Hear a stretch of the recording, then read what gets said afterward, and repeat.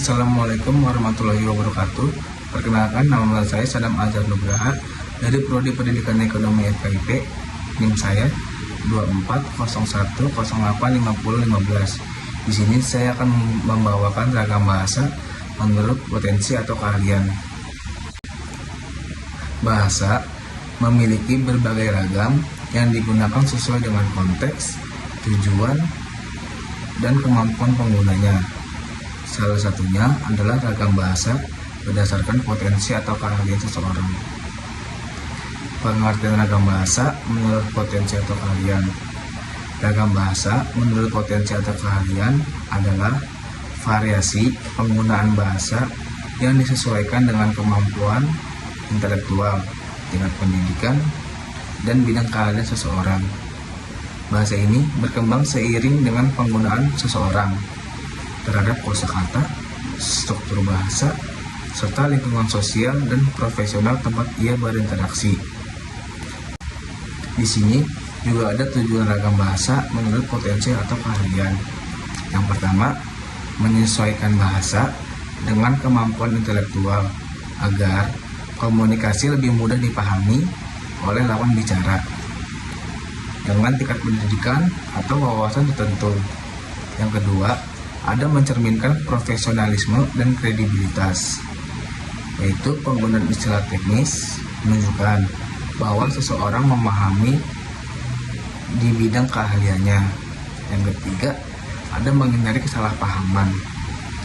Bahasa yang sesuai dengan latar belakang keahlian dapat mengurangi ambiguitas dan miskomunikasi. Yang ketiga, ada mempermudah transfer ilmu dan informasi.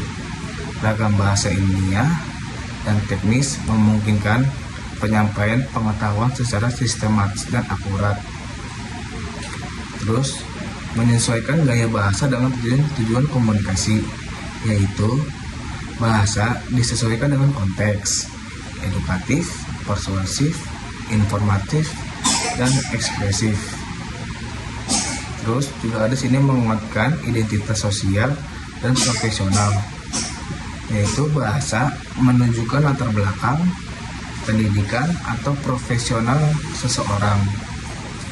Terus yang terakhir di sini ada menguatkan identitas sosial dan profesional, yaitu bahasa disesuaikan dengan konteks, edukatif, persuasif, informatif, dan ekspresif. Terus di sini juga ada jenis-jenis ragam bahasa berdasarkan potensi atau keahlian. Yang pertama ada ragam bahasa lugu atau bahasa awam. Ragam bahasa lugu atau bahasa awam adalah bahasa yang digunakan untuk menyampaikan informasi ilmiah secara objektif, logis, dan sistematis.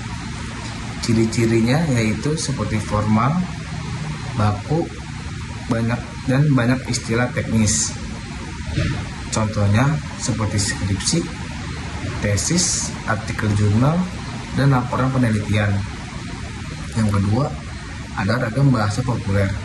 Ragam bahasa populer adalah bahasa yang digunakan untuk menyampaikan informasi secara ringan dan mudah dipahami oleh masyarakat umum. Ciri-cirinya bahasa santai dan komunikatif. Terus sering bersifat informatif atau hiburan dan tidak terlalu teknis. Contohnya seperti artikel majalah, blog, berita online. Yang ketiga, ragam bahasa ilmiah. Ragam bahasa ilmiah adalah bahasa yang digunakan dalam karya seni sastra untuk mengungkapkan ide, emosi, dan keindahan melalui gaya bahasa kreatif.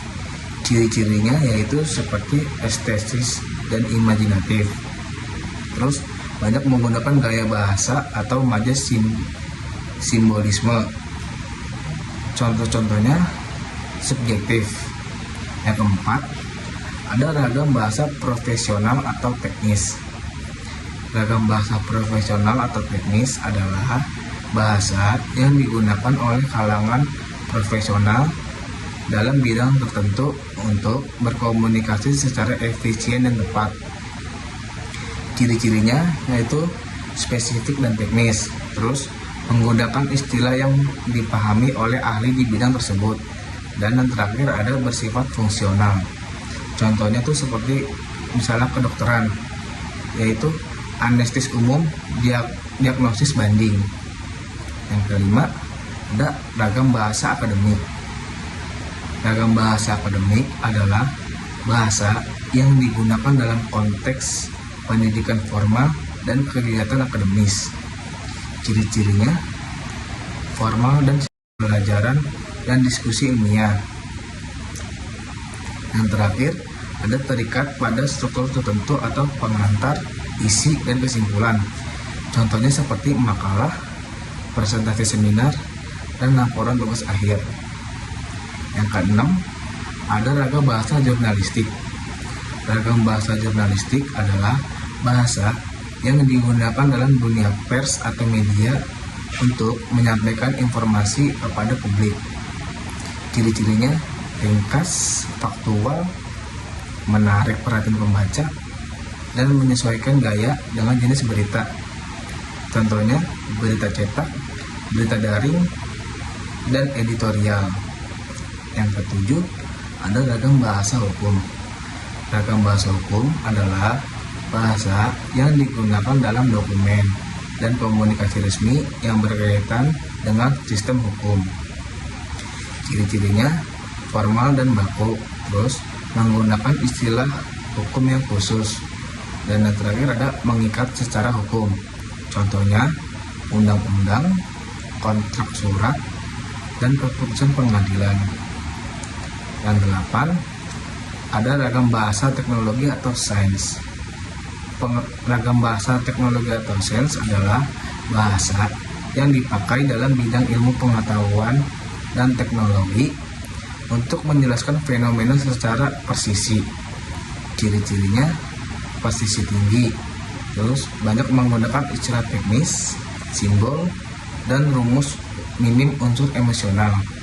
Contohnya buku teks sains, manual alat, dan artikel teknologi. Dari materi tersebut saya menyimpulkan, jadi secara keseluruhan kemampuan menggunakan berbagai ragam bahasa dengan tepat dapat menunjukkan kecakapan berbahasa seseorang dan menjadi cerminan dari kemampuan berpikir kritis, wawasan, serta profesionalisme. Oleh karena itu, sangat penting untuk mengenali, memahami, dan menguasai ragam-ragam bahasa ini sesuai dengan kebutuhan dan konteks komunikasi. Mungkin hanya itu yang bisa saya sampaikan. Mohon maaf bila ada kekurangan atau kesalahan dalam menyampaikan materi. Wassalamualaikum warahmatullahi wabarakatuh.